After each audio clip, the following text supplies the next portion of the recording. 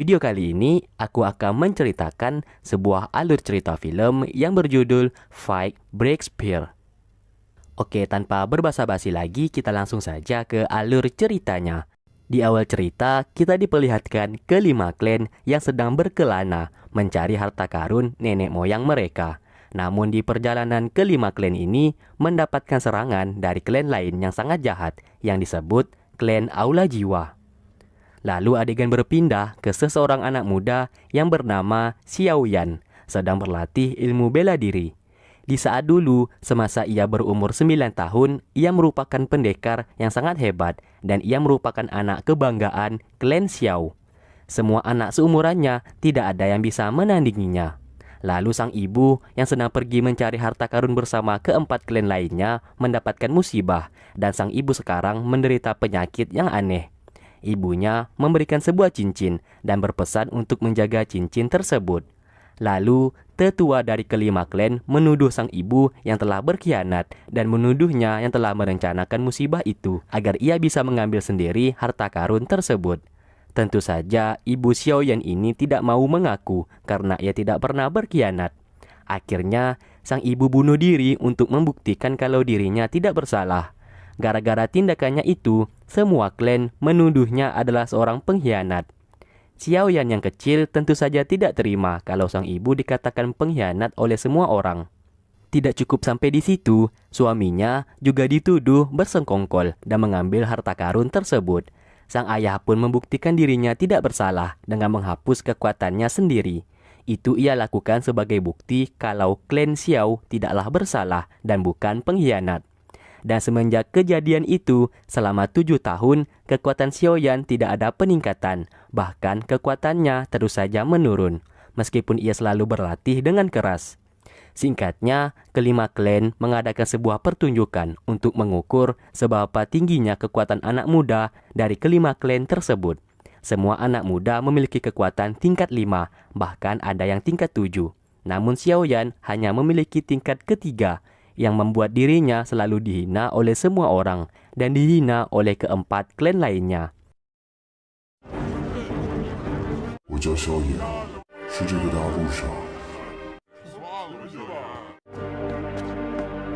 Ia memiliki adik angkat yang bernama Xiao Er, dan adiknya ini memiliki sifat manja dan penyayang terhadap Xiao Yan. Sesekali ia selalu dibuli oleh anak muda dari klan lainnya karena dianggap lemah. Karena itu, ia terus berlatih dan tidak peduli kekuatannya tidak bertambah, namun ia tetap berlatih agar tubuhnya menjadi kuat.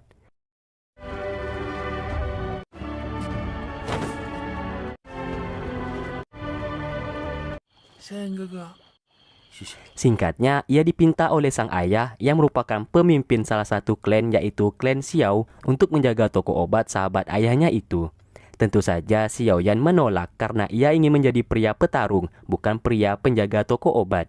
Ayahnya sendiri pun juga meremehkan Xiao Yan karena selama 7 tahun ini kekuatannya tidak ada peningkatan sama sekali.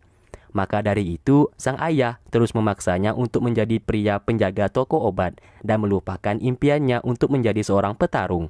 Karena paksaan itu yang membuat dirinya mau tidak mau menuruti perintah sang ayah. Ia pun akhirnya bekerja di toko obat, namun tingkahnya seakan acuh tak acuh terhadap pekerjaannya. Ia pun merasa kesal karena sang ayah juga menghinanya.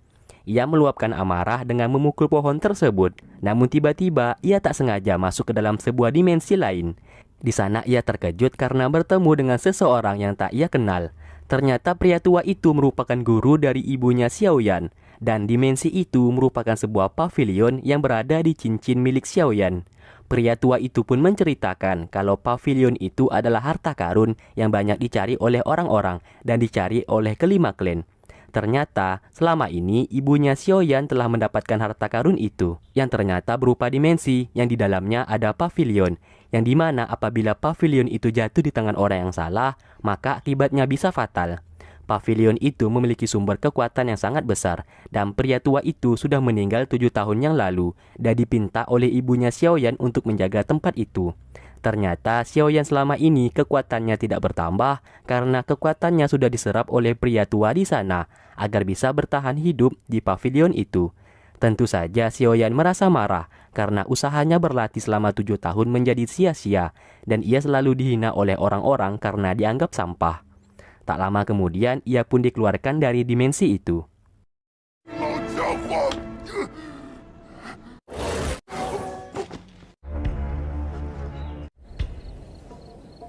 Singkat cerita, Xiaoyan mendatangi pria tua tadi. Karena kekuatannya selama ini telah diserap olehnya, Xiaoyan pun meminta agar ia diajarkan beberapa jurus agar ia bisa kuat kembali. Namun pria tua itu tidak mau mengajarkannya. Xiaoyan yang kesal lalu mengembalikan cincin itu dan menganggap pria tua itu adalah orang yang pengecut. Pria tua itu mengatakan kalau Xiaoyan mau diajarkan beberapa jurus, ia harus memanggilnya guru. Namun Xiaoyan menolak memanggilnya guru. Ia pun mengambil cincin itu kembali dan keluar dari sana.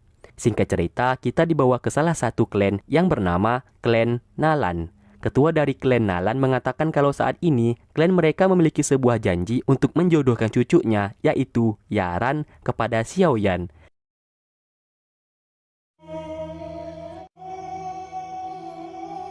Xiaoyan yang mengetahui kalau ia sudah dijodohkan dengan Yaran tidak membantah sama sekali dan tetap menuruti perjodohan itu. Lalu di lain tempat, ayah Xiaoyan didatangi oleh salah satu prajurit klan Nalan yang bernama Gu, yang memberikan sebuah obat, yang dimana obat itu dapat mengembalikan kekuatan ayahnya Xiaoyan ini sekitar 70-80%. Tapi obat itu ada timbal baliknya, yang ternyata ketua dari klan Nalan ingin membatalkan perjodohan tersebut. Sang ayah tentu saja marah dan mengembalikan obat itu. Lalu sang ayah berkata kalau mau membatalkan perjodohan ini, ketua klan Nalan harus datang menemuinya.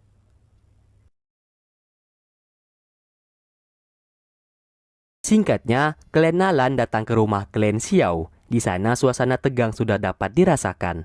Di saat Xiaoyan memberikan hormat kepada ketua klan Nalan, secara tiba-tiba ketua klan Nalan meminta untuk membatalkan pertunangan itu. Bukan tanpa alasan, ia tahu kalau saat ini Xiaoyan sangat lemah dan kekuatannya jauh dari cucunya sendiri, yaitu Yaran. Ia tak mau menjodohkan kepada pria yang lemah. Tentu saja perkataannya itu membuat Xiaoyan menjadi kesal. Ia pun bertindak kurang ajar kepada ketua klan Nalan tersebut dan menandatangani surat pembatalan pertunangan itu secara tidak sopan. Yaran lalu mengatakan kalau Xiaoyan mau harga dirinya tidak diremehkan, Xiaoyan harus bertarung dengannya dan mengisi surat perjanjian bertarung 3 tahun kemudian. Xiaoyan sendiri tidak mau menunggu 3 tahun lagi, ia mau bertarung dengan Yaran sekarang. Tiba-tiba pertarungan pun terjadi, yang dimana di saat Xiaoyan hendak diserang, sang ayah mencoba melindunginya. Melihat semuanya itu, ia pun kesal dan langsung menyerangnya. Namun Xiaoyan yang sangat lemah tentu saja mudah dikalahkan. Ia pun sampai-sampai dipinta untuk memakan kertas perjanjian bertarung itu.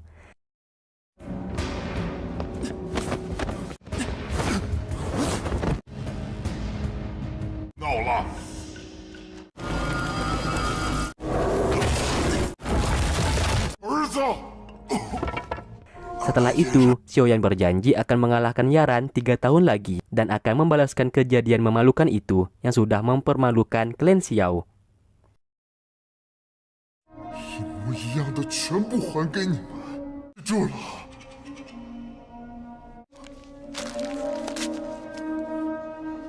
Dengan penuh luka, ia pun memakan kertas tersebut.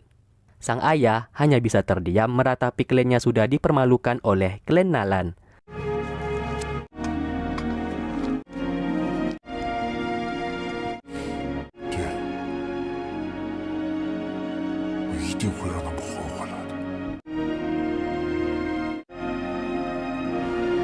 Setelah itu, Xiao Er tak terima kalau kakaknya dipermalukan seperti itu. Ia juga membuat perhitungan kepada Yaran dan akan membalaskan dendam kakaknya itu. Singkat cerita, malam pun tiba. Dikala itu, Xiaoyan menemui pria tua itu. Pria tua di sana tahu kalau Xiaoyan baru saja dipermalukan oleh klan Nalan. Saat ini Xiaoyan masih memiliki kekuatan tingkat 3, yang dimana kalau ia berlatih selama 3 tahun, ia pasti hanya naik ke tingkat 5, dan tentu saja ia tetap tidak bisa mengalahkan Yaran. Pria tua di sana memberikan ia sebuah pil yang dapat membangkitkan kekuatan di tubuhnya agar cepat naik tingkat. Ia pun berlatih di malam hari, dan sang ayah melihatnya sedang berlatih dengan sangat keras. Lalu, Xiaoyan akhirnya memanggil orang tua itu dengan sebutan guru tua. Dan di sini, guru tua itu akan membantunya untuk membangkitkan kembali kekuatan yang dimiliki oleh Xiaoyan selama 7 tahun ini. Sang guru mau mengajarinya bukan tanpa sebab. Ia merasa berhutang budi terhadap ibunya Xiaoyan yang sudah merelakan nyawanya sendiri untuk pavilion tersebut. Agar nyawa sang ibu Xiaoyan tidak sia-sia, ia pun akan mengajarinya beberapa ilmu bela diri tingkat atas dan akan membuat Xiaoyan memiliki kekuatan tingkat 9, yang dimana tingkat 9 adalah kekuatan tingkat akhir. Biar mudah untuk penyebutannya, aku sebut saja kekuatan level 9. Oke, lanjut. Namun sebelum itu, Xiaoyan harus melakukan serangkaian tes dulu, yaitu ia harus bisa mengalahkan kalajengking raksasa yang memiliki kekuatan level 3, sama seperti dirinya saat ini. Tanpa rasa takut, ia pun langsung melakukan tes tersebut. Pesan oleh gurunya, kalajengking itu sangat berbisa, dan tak sedikit orang yang memiliki kekuatan level 5 masih kalah melawannya. Tanpa memperdulikan ocehan dari sang guru, ia pun langsung menyerang monster tersebut.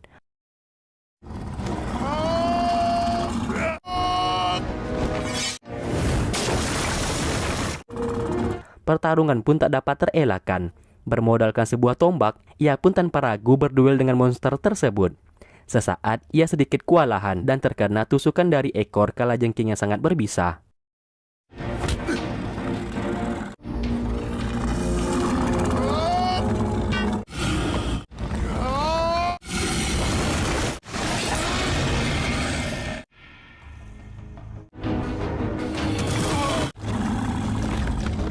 Namun pada akhirnya ia pun berhasil menghancurkan monster tersebut dengan menusuk tombak tepat di kedua matanya.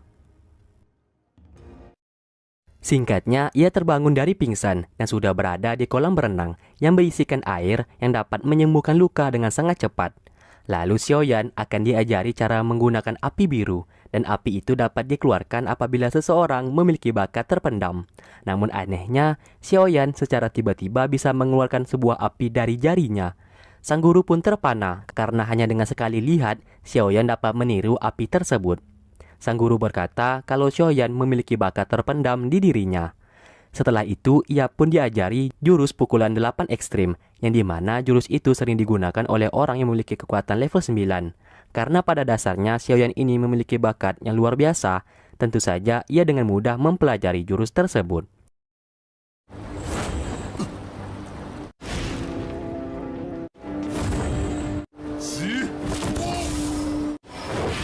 Lalu tiba-tiba, ia terbangun dari dimensi itu dan tak sengaja menjatuhkan air. Ia pun dibuli oleh rekan seperguruannya, dan ia selalu disuruh membersihkan lantai setiap latihan karena dianggap pria yang lemah. Hinaan demi hinaan ia dapatkan, namun ia selalu bersabar dan tidak pernah melawan. Xiao Er selalu membantunya di saat ia sedang dihina oleh orang lain. Oke, lanjut. Ia pun mencoba menyatukan kekuatan Qi dalam tubuhnya, namun selalu gagal. Lalu, ia tahu kalau ada sebuah obat terlarang yang dapat membuat seseorang langsung menaik pesat kekuatannya menjadi level 9. Sang guru awalnya menolak memberikan obat itu karena apabila Xiaoyan tidak mampu menahan rasa sakit itu, ia seketika akan tewas. Namun Xiaoyan yang memiliki ambisi besar untuk menjadi kuat, ia pun tidak memperdulikan konsekuensi itu. Obat itu pun dimasukkan ke air. Gumpalan darah yang keluar dalam waktu singkat langsung merayap memasuki tubuhnya dan menyatu dengan pembuluh darah, yang dimana itu dapat membuat aliran Qi miliknya menjadi terhubung satu sama lain, yang menciptakan kekuatan level 9 dengan seketika. Ia pun berteriak kesakitan.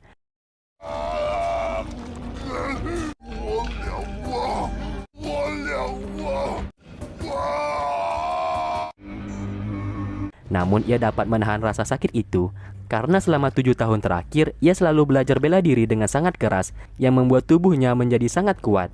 Singkatnya, ia telah terbangun dari pingsan dan ia pingsan selama berhari-hari. Namun ia tak usah khawatir karena guru mengatakan dimensi itu memiliki waktu yang sangat lambat daripada di dunia manusia. Perbedaan waktu itu sekitar 100 tahun di dunia dimensi sama dengan 7 tahun di dunia manusia.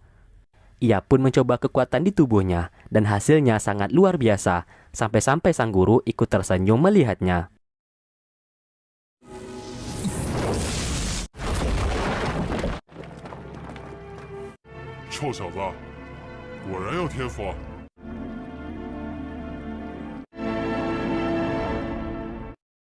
Singkat cerita, seluruh petarung dihampiri oleh beberapa guru akademi yang akan menguji mereka.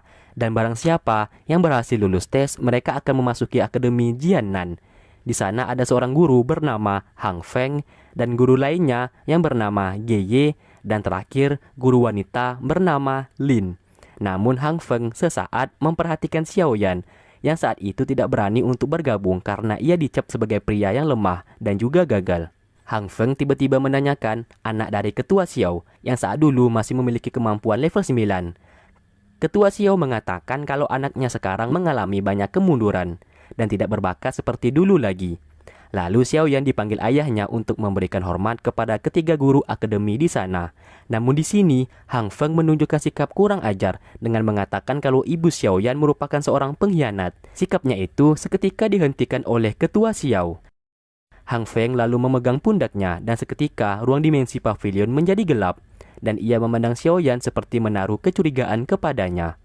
Ternyata Hang Feng merupakan salah satu murid dari sang guru tua dan Hang Feng juga yang telah melukai ibunya Xiaoyan berserta dirinya di saat mencari harta karun 7 tahun yang lalu. Maka dari itu, sang guru tua akhirnya memutuskan untuk menjaga harta karun itu yang berupa dimensi yang saat ini mereka pijaki, agar dimensi itu tidak jatuh ke tangan Hang Feng, karena sang guru meyakini Hang Feng memiliki niat yang jahat. Demi bisa lulus dalam ujian masuk Akademi Jiannan, Xiaoyan akhirnya berlatih keras untuk menyempurnakan jurus pukulan 8 ekstrim. Dan part pertama pun selesai. Oke, terima kasih buat kalian yang sudah stay tune terus di channel ini dan menunggu video-video yang aku upload. Sampai berjumpa di part berikutnya. Wassalamualaikum warahmatullahi wabarakatuh.